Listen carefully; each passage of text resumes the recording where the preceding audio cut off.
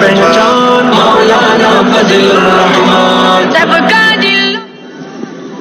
الحمد لله وكفى وسلام على عباده الذين اصطفى لا سيما على سيد الرسل وخاتم الأنبياء وعلى آله وصحبه ومن بهديه مهتدى.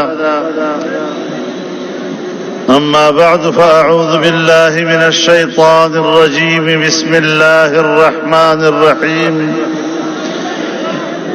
يريدون ليطفئوا نور الله بأفواههم والله متم نوره ولو كره الكافرون. صدق الله العظيم. اسٹیج پر موجود زعماء قوم،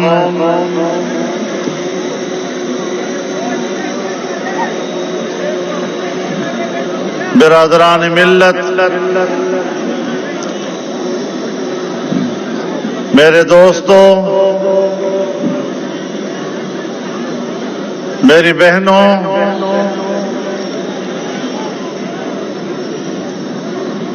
پی ڈی ایم کے زیر اہتمام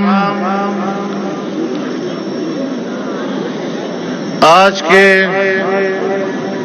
اس کامیاب اور فقید المثال کانفرنس کے انعقاد پر آپ کو سلام پیش کرتا ہوں.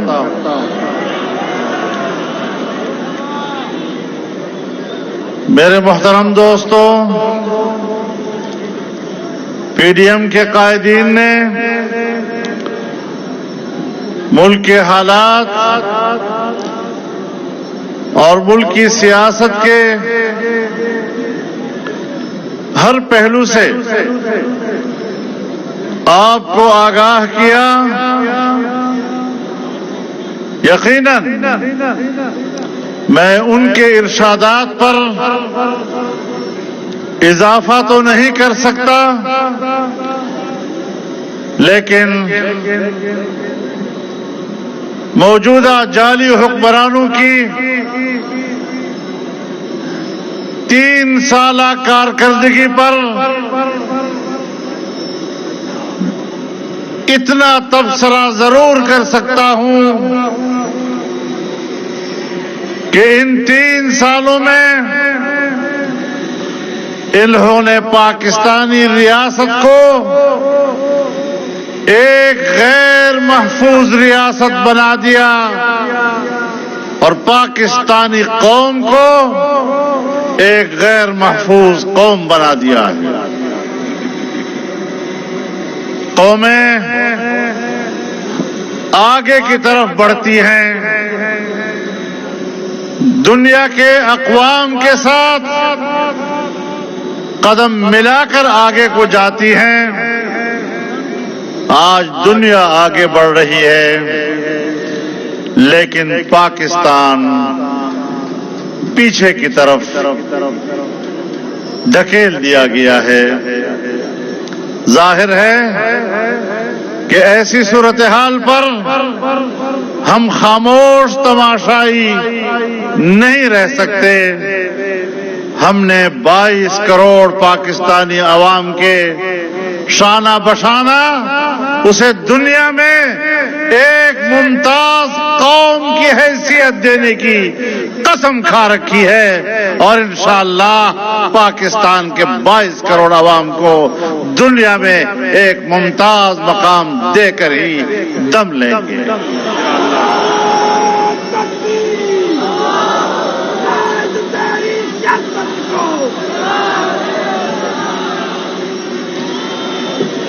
میرے محترم دوستوں،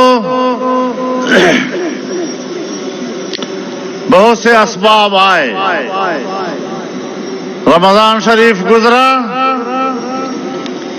گرمی کا موسم گزرا، کرونا کی صورتحال ایک عالمی وبا کی طرح اس معاشرے پر چھا گیا، جس کی وجہ سے یقیناً پی ڈی ایم کے جلسوں کا تسلسل کچھ عرصہ کے لیے متاثر ہوا اور تبصرے ہونے لگے کہ پی ڈی ایم خاموش ہو گیا ہے۔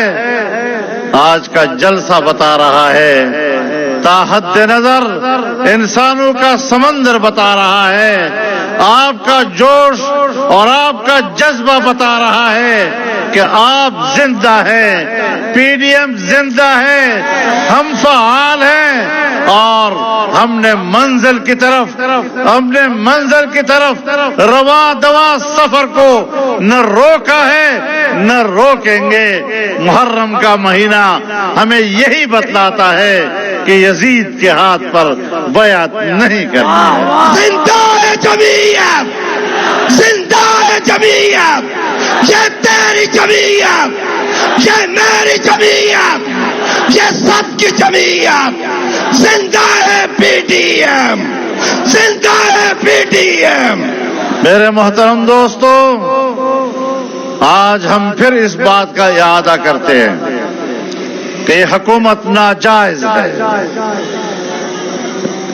اس کو کوئی عوامی مینڈیٹ حاصل نہیں، یہ جعلی ووٹ کے ذریعے سے جبر کی بنیاد پر کرسی پر مسلط ہے، اور جو جبر کے طبقے ایسے حکمرانوں کی پشت پناہی کر رہے ہیں، انشاءاللہ ہم نے مرد میدان بن کر میدان میں ان کا بھی مقابلہ کرنا ہے اور دنیا کو بتانا ہے کہ پاکستان میں کسی خاص طبقے کو ملکی سیاست میں حصہ لینے اور دخل اندازی کرنے کا کوئی حق حاصل نہیں ہے۔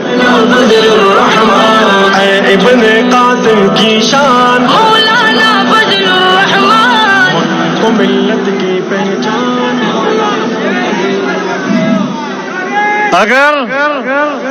اگر ہماری فوج سیاست میں مداخلت کرتی ہے تو وہ آئین کے حلف سے روگردانی کر رہی ہے۔ اگر ہم اس طرح کی جمہوریت کو تسلیم کرتے ہیں تو پھر ہم نے پارلیمنٹ میں جو بار بار حلف اٹھائے ہیں، پھر ہم اپنے حلف سے روگردانی کرتے ہیں۔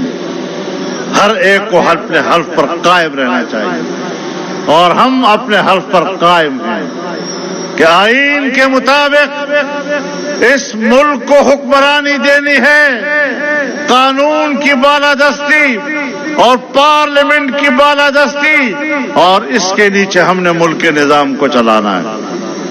میرے محترم دوستو، پاکستان کی معیشت کو سالانہ ترقیاتی تخمینہ 5.5% کا قوم کو دیا گیا اور اگلے سال کے لیے 6.5% کے تخمینے کا اعلان ہوا، لیکن اس نااہل حکومت نے پاکستان کی سالانہ ترقی کا تخمینہ 0 سے بھی نیچے گرا دیا۔ آج ہماری معیشت جمود کا شکار ہے، اور یہ جو 1-2 پوائنٹ آپ بتاتے ہیں، یہ بھی تم جھوٹ بول رہے ہو۔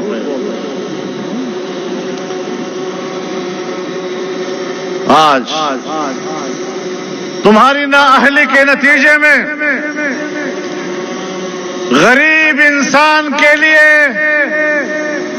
جینا مشکل ہو گیا ہے۔ آپ جائیں ذرا تنگ محلوں میں، تنگ گلیوں سے گزرتے ہوئے، وہاں کا غریب جب پہلے ایک حویلی میں 5 افراد ہوتے تھے تو 3 باروزگار ہوتے تھے اور 2 بے روزگار ہوتے تھے۔ آج ایک حویلی کے اندر اگر 5 افراد موجود ہیں تو 4 بے روزگار ہیں اور ایک کہیں مشکل سے روزگار پر ہے۔ آپ بتائیں، ایک آدمی اس معمولی سی مزدوری میں پورے خاندان کو کیسے پال سکے گا؟ آج غریب آدمی کی جیب میں اتنا پیسہ نہیں ہے کہ وہ بازار سے راشن خرید کر لا سکے. کئی سو گنا مہنگائی بڑھ گئی ہے. آج گندم اور آٹا نہیں مل رہا ہے. آج چینی ناپید ہو رہی ہے.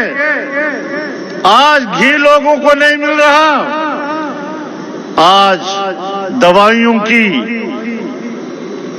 قیمتیں کہاں پہنچ گئی ہیں. چند روز پہلے میں ایک ڈاکٹر سے بات کر رہا تھا جو اپنے کلینک کا مالک ہے, میڈیکل سینٹر کا مالک ہے. وہ کہتا ہے میں اپنے علاج کے لیے دوائی نہیں خرید سکتا, اتنی مہنگی ہو گئی ہے. کہاں تو نے ملک کو پہنچا دیا. پاکستان اس لیے حاصل کیا گیا تھا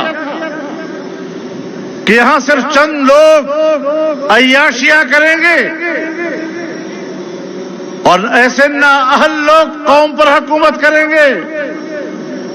پاکستان نااہلوں کے لیے نہیں بنا تھا. لوگوں اٹھو, انقلاب لاؤ. ہم تیار ہیں. اے ابن قاسم کی شان مولانا فضل الرحمان, کو ملت کی پہچان مولانا فضل الرحمان. اب ہم نے انقلاب کے علاوہ کوئی راستہ نہیں, اور دنیا کو بتانا ہے کہ ہم نے جو عہد و پیمان کیا ہے آپس میں بھی اور قوم کے ساتھ بھی, انشاءاللہ اس عہد و پیمان پر ہم پورا اتریں گے. انشاءاللہ. میں اپنی قوم سے کہنا چاہتا ہوں کہ مایوسی کی طرف نہیں جانا. مچھلی سے کسی نے کہا, بلکہ سمندر نے کہا, کب تک تیرتے رہو گے, تھک جاؤ گے. تو مچھلی نے کہا جب تک تیرے اندر موجیں مارنے کی سکت ہے تب تک میرے اندر ان موجوں میں تیرنے کی سکت ہے.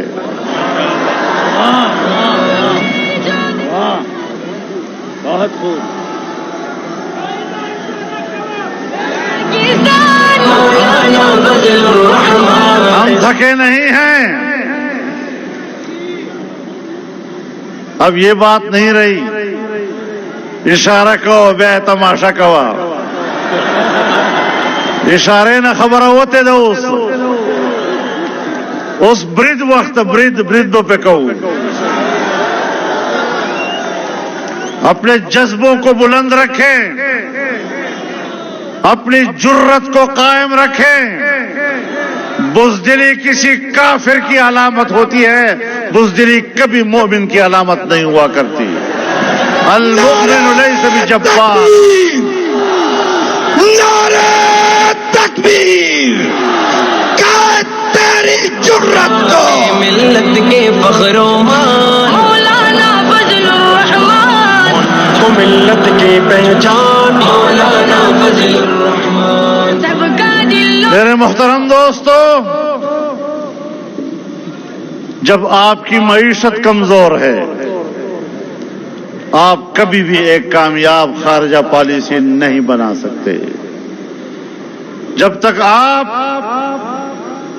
دنیا کے مفادات اپنے ساتھ وابستہ نہیں کر سکیں گے آپ اپنے ملک کے لیے دوست پیدا نہیں کر سکیں گے. حکومت ہے, چین اس خطے کی سپر طاقت ہے, اقوام متحدہ اور سلامتی کونسل کی ویٹو پاور ہے, لیکن ہم نے چین سے کہا کہ پاکستان کے راستے سے آپ دنیا کے ساتھ تجارت کر سکتے ہیں اور سیاسی جماعتوں نے، میاں نواز شریف صاحب نے سی پیک کا افتتاح کیا، کام شروع ہوا، چین کے مقابلے میں عالمی قوتوں کو برداشت نہیں ہوا۔ جب پاکستان ترقی کی راہ پہ جانے لگا، چین جیسی قوت اس نے دنیا میں تجارت کرنے کے لیے پاکستان کے راستے کو ترجیح دی۔ یہ پاکستان کی بہت بڑی کامیابی تھی۔ جہاں ہم نے اپنے معاشی ترقی کی بنیاد رکھی، وہاں چین کی 70 سالہ دوستی کو ہم نے معاشی دوستی میں تبدیل کیا، اور یہ خارجہ پالیسی میں ایک پہلا کامیاب قدم تھا۔ لیکن جو عمران خان کبھی کبھی نمائش کرنے کے لیے امریکہ کے خلاف ایک آدھ جملہ بھی کہہ دیتا ہے، اس نے امریکی ایجنٹ کا کردار ادا کرتے ہوئے، یہودی ایجنٹ کا کردار ادا کرتے ہوئے پاکستان کو دوستوں سے محروم کیا، پاکستان کی معیشت کو زمین پہ بٹھا دیا، اسے زمین بوس کر دیا۔ آج ہم تنہائی کا شکار ہیں۔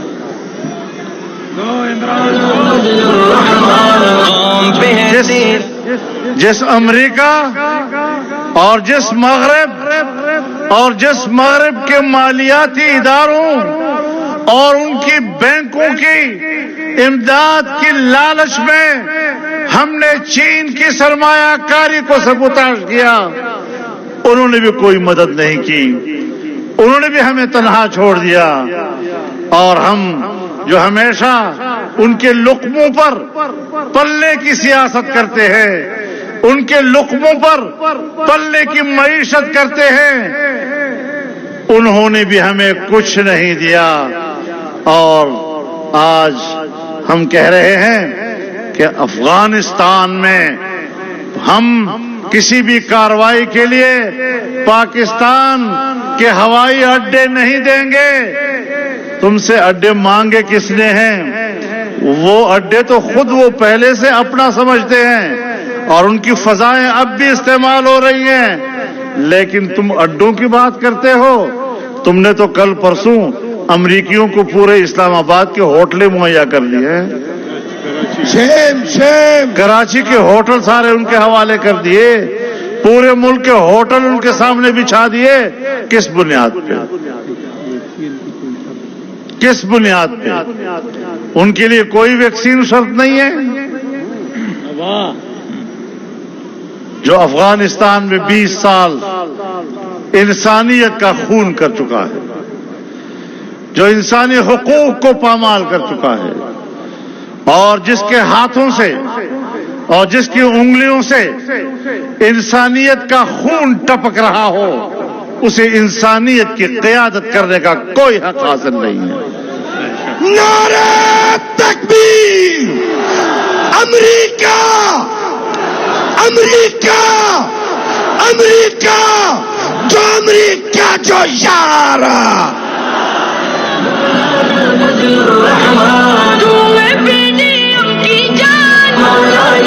میرے محترم دوستو، آج ہم نے کس کے مفادات کے لیے اپنے جغرافیے کو تبدیل کر دیا ہے؟ ہم نے کشمیر بیچ دیا اس مودی کو، جو مودی ہمارا فون سننے کے لیے تیار نہیں، جو مودی ہمارا فون اٹھانے کو تیار نہیں۔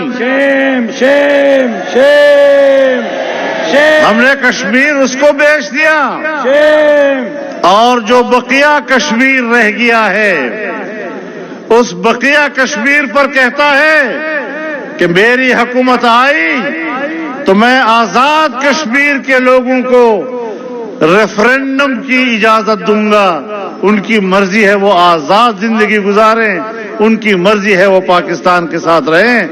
تمہیں تو پاکستان کا ریاستی موقف ہی معلوم نہیں ہے. معیت کی آن اور شان مولانا فضل الرحمان. جس وزیر اعظم کو یہ تک معلوم نہ ہو کہ کشمیر پر پاکستان کا ریاستی موقف کیا ہے.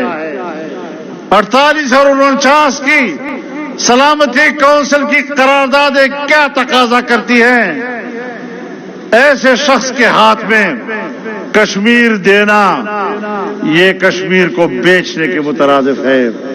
میں اب بھی کہتا ہوں اور دعوے سے کہتا ہوں کہ پاکستان کے عوام کا ووٹ چوری کر کے پی ٹی آئی کو دیا گیا، گلگت بلتستان کے ووٹ کو چوری کر کے پی ٹی آئی کے حوالے کیا گیا، اور کشمیر میں بھی انہی لوگوں نے کشمیر کا ووٹ چوری کر کے پی ٹی آئی کے حوالے کیا ہے. یہ لوگ نااہل ہو کر حکومت کرنے کا حق نہیں رکھتے. کشمیر فروش حق و باطل ہے مولانا فضل الرحمان. آج ان کی حکومت میں گلگت بلتستان کا مستقبل مخدوش ہے. ان کا کوئی سیاسی مستقبل اب متعین نہیں ہے. ہم نے فاٹا کا انضمام کیا، فاٹا کے قبائل رل گئے. 1.5 سے 2 کروڑ کی قبائل کی آبادی پچھلی مردم شماری میں 50 لاکھ لکھی گئی، اس لیے کہ انہیں اپنے ملک میں ہجرت کرنے پر مجبور کر دیا گیا تھا. آج ایک ایک گاؤں اور ہر قبائلی کا گھر تباہ ہو چکا ہے. وہ کھنڈروں میں واپس آ رہے ہیں، اور ہم نے جو ان سے وعدہ کیا تھا کہ ہم ہر سال تمہیں 100 ارب روپیہ دیں گے، 10 سال تک آپ کو دیں گے 1000 ارب روپیہ. 5 سال گزر گئے ہیں، ہم نے اب بھی ان کو 100 ارب تو کیا 5 سال میں بھی 50 ارب روپے مشکل سے دیے ہیں. کہاں خرچ ہوئے ہیں؟ میں ابھی مکین گیا ہوں، مسعودوں کے علاقے میں گیا ہوں، مسعودوں کے مرکزی شہر میں گیا ہوں. مجھے اپنے دوستوں نے کہا کہ پورے شہر میں ایک گھر بھی ایسا نہیں کہ ہم آپ کو وہاں اس گھر میں جا کر بٹھاتے اور ٹھہراتے. ایک گھر بھی ایسا نہیں ہے جو اس قابل ہو کہ ہم آپ کو بطور مہمان کے اس گھر میں جا کر بٹھا سکتے ہیں. اور بالآخر ہمیں ایک سکول میں آپ کے لیے جگہ بنانی پڑی مہمانوں کے لیے. کس کرب سے قوم گزری، اور آنے والے مستقبل کا کوئی علم نہیں ہے کہ ہمارے پڑوس ممالک کے ساتھ ان اقدامات کی وجہ سے پاکستان کے تعلقات کی نوعیت کیا ہوگی. ہمیں اندھیرے کی طرف دھکیل دیا گیا ہے. میرے محترم دوستو، اس طرح کا جغرافیہ تبدیل کیا جا رہا ہے کہ جس کا کچھ پتہ نہیں.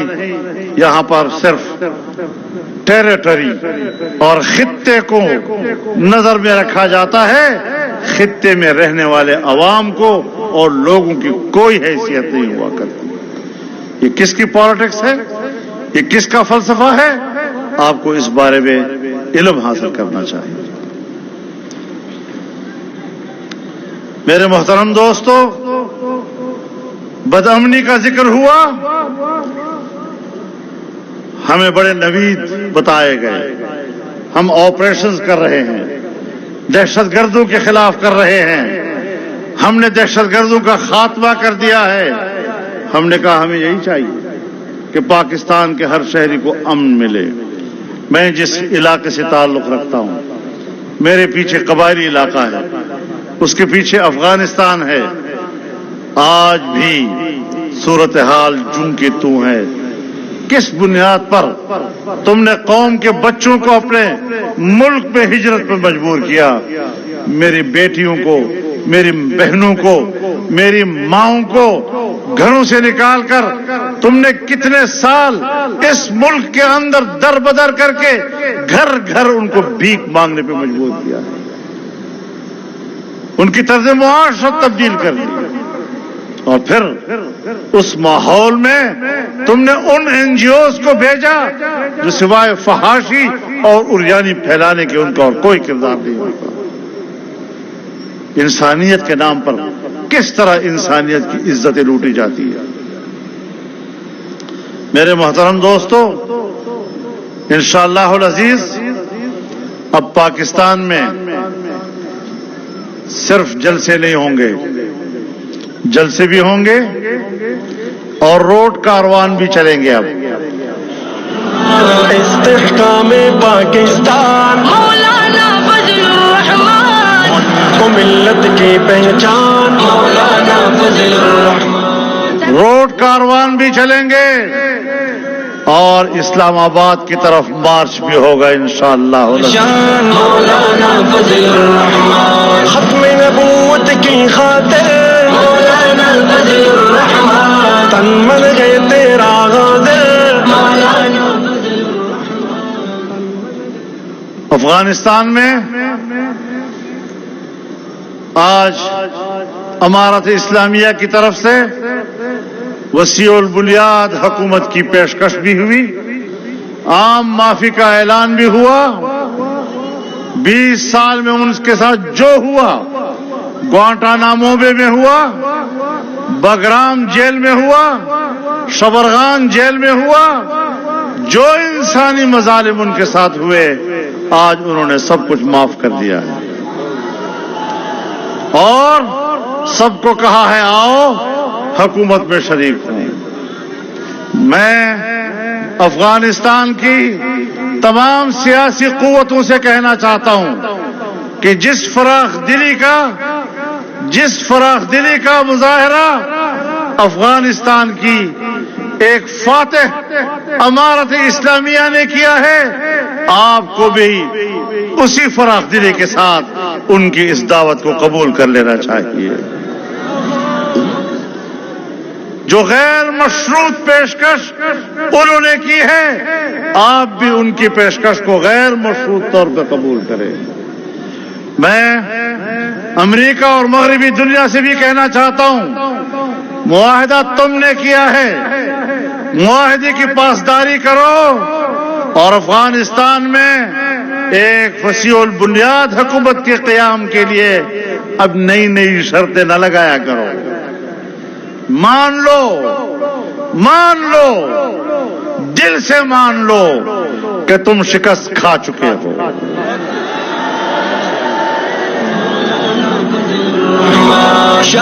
اگر امریکہ اور ناٹو افغانستان کی شکست خوردہ قوتیں ہیں، کبھی شکست خوردہ قوت اخلاقی طور پر بھی یہ جرت نہیں کیا کرتا کہ وہ نئی شرائط لگائے اور بلیک میل کرنے کی کوشش کرے۔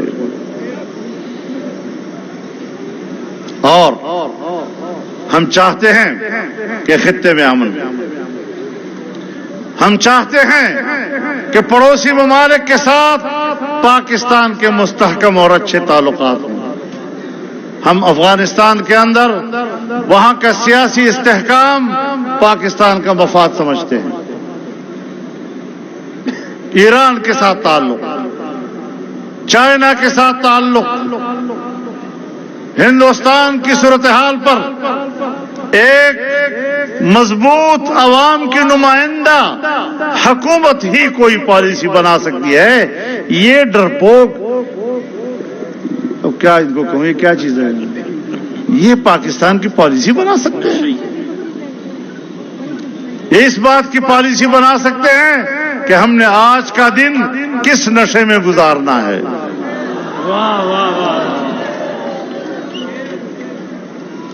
یہ صرف یہی پالیسی بنا سکتے ہیں کہ آج ہم نے کون سی عیاشی کرنی ہے۔ ملک کو چلانا، کسی دوسرے ملک کا اعتماد لینا، تم سے تو کوئی بات کرنے کو تیار نہیں ہے۔ ابھی سلامتی کونسل کا اجلاس ہوا، افغانستان کے مسئلے پر ہندوستان کو اس میں شریک کیا گیا، لیکن پاکستان کے مندوب کو اس میں شریک نہیں کیا گیا۔ شیم شیم شیم۔ تم نے انسانی حقوق، اقوام متحدہ کی انسانی حقوق کمیشن میں ایک قرارداد پیش کی، تمہیں تو یہ بھی پتا نہیں تھا کہ اس کمیشن کے ارکان کتنے ہیں۔ ہماری وزارت خارجہ بیان دیتی تھی 57 ممالک کی ہمیں حمایت حاصل ہے، 57 ممالک کی۔ پتہ چلا کہ کل اراکین ہی 47 ہیں، 57 ہیں ہی نہیں۔ تجھ کو بدلا دینے سے مولانا فضل الرحمان۔ اور پھر قرارداد پیش کرنے کے لیے دنیا کے 16 ممالک کی حمایت ضروری تھی، ہم 16 ممالک کی حمایت بھی حاصل نہیں کر سکے۔ پاکستانیوں، اب تو ذرا سوچ لو کہ ہم نے قربانیاں دے کر پاکستان کو بچانا ہے، قربانیاں دے کر پاکستان حاصل کیا گیا، آج وہی پاکستان اپنی بقا کے لیے ہم سے قربانی مانگ رہا ہے۔ ہم نے قربانی کے لیے میدان میں نکلنا ہے یا نہیں؟ ہم نے سڑکوں پہ آنا ہے یا نہیں؟ آج ہمارے ملک میں وکلاء احتجاج پر، میڈیا کے لوگ احتجاج پر، ڈاکٹر احتجاج پر، مزدور احتجاج پر، اور ابھی حال ہی میں 17,000 ملازمین کو برطرف کر دیا گیا۔ گو کہ یہ کام ہمارے ایک جج صاحب نے کیا، تاہم جج بھی اگر ظلم کا فیصلہ کرے گا تو ہم اس پر اپنا احتجاج نوٹ کرانے کا حق رکھتے ہیں۔ ہم لے کے رہیں گے، ہم لے کے رہیں گے، اس چور سے لیں گے، اس نشائی سے لیں گے۔ تو نہ اس ملک کی سیاسی طور پر اس حکومت کا کوئی جواز، نہ کارکردگی کے لحاظ سے اس کا کوئی جواز، نہ معاشی حوالے سے وہ قوم کو کچھ دے سکی، نہ امن و امان کے حوالے سے یہ ملک کو کچھ دے سکی۔ پچھلی حکومت نے اگر کچھ دیا تھا وہ بھی برباد کر دیا۔ ظاہر ہے جب ایک شریف آدمی، عقل مند آدمی اپنا کمایا ہوا پیسہ، اپنی دولت راستے میں چلتے ہوئے ایک دیوانے اور پاگل کے ہاتھ میں پکڑائے گی تو پھر وہ پیسہ ضائع ہوگا یا نہیں ہوگا؟ ہم نے ایسی مخلوق کے حوالے کیا ہے۔ وہ کسی زمانے میں کہتے ہیں ملک کا ایک بادشاہ جیل میں گیا تو پاگل خانے میں چلا گیا، تو پاگل سے پوچھا، پاگل نے اس سے پوچھا تم کون ہو؟ اس نے کہا میں ملک کا صدر ہوں۔ پاگل نے کہا جب میں جیل خانے سے باہر ہوتا تھا تو میں بھی اپنے آپ کو صدر کہتا تھا۔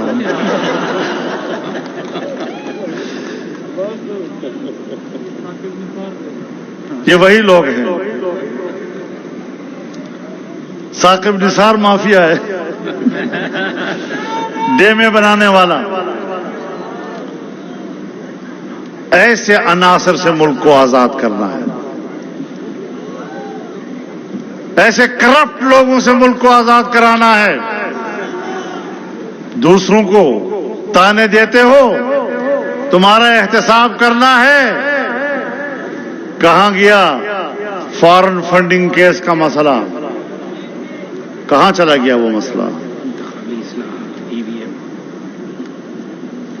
کہاں گیا ملم جبے کا معاملہ؟